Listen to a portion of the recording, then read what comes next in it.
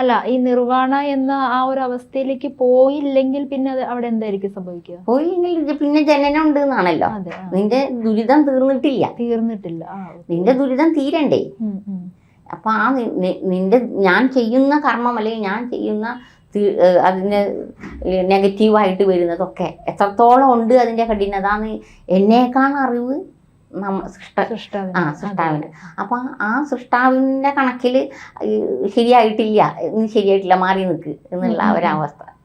അപ്പോൾ അങ്ങനെയല്ലേ എല്ലാത്തിലും സെലക്ഷൻ വരുന്നത് അല്ലേ?